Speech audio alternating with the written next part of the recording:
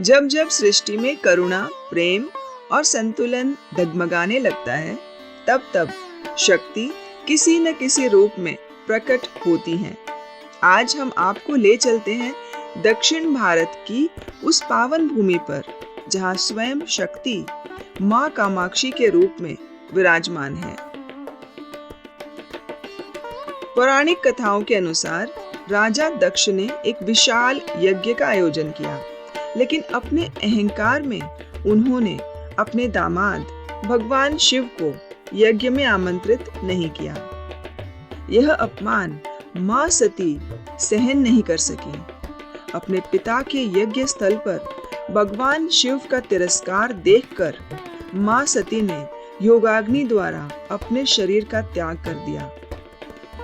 जब यह समाचार भगवान शिव तक पहुंचा, तो उनका क्रोध और दुख सीमाओं को पार कर गया। वे सती के निष्प्राण शरीर को लेकर तांडव करने लगे। संपूर्ण सृष्टि प्रलय की ओर बढ़ने लगी।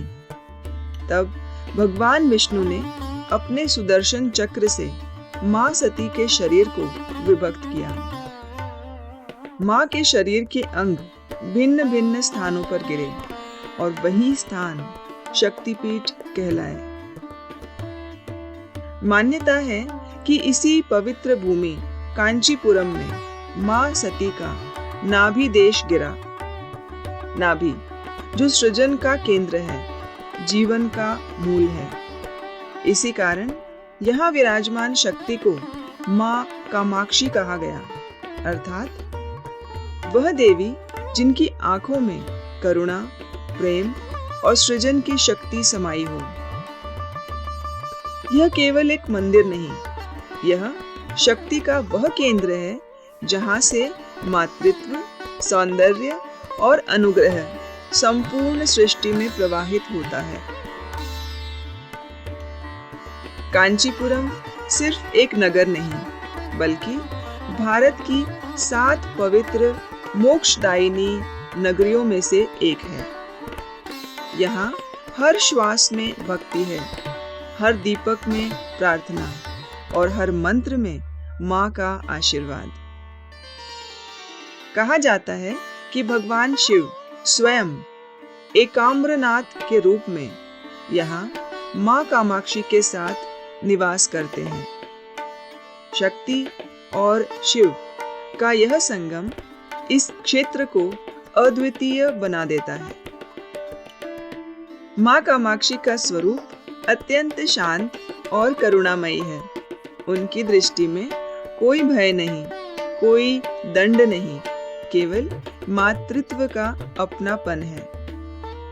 ऐसा कहा जाता है कि जो भी भक्त सच्चे हृदय से मां कामाक्षी को स्मरण करता है, उसके जीवन से अभाव, भय और असंतुलन धीरे धीरे दूर होने लगते हैं। यह शक्तिपीठ सिर्फ इच्छाओं की पूर्ति का नहीं, बल्कि अंतःकरण के शुद्धिकरण का स्थान है।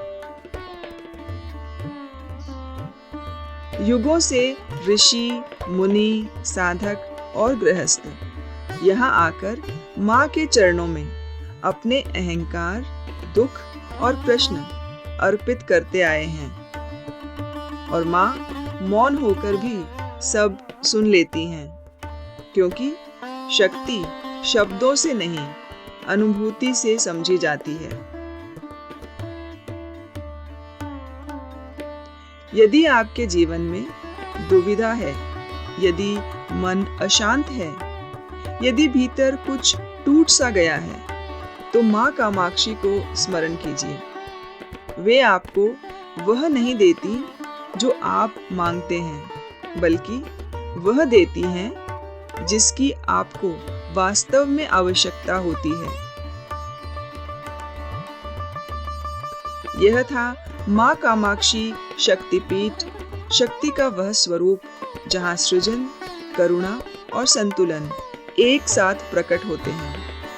अगले भाग में हम आपको ले चलेंगे एक और दिव्य शक्तिपीठ की यात्रा पर। तब तक मां कामाक्षी की करुणा और कृपा आप पर सदा बनी रहे। जय माँ कामाक्षी, जय माता दी।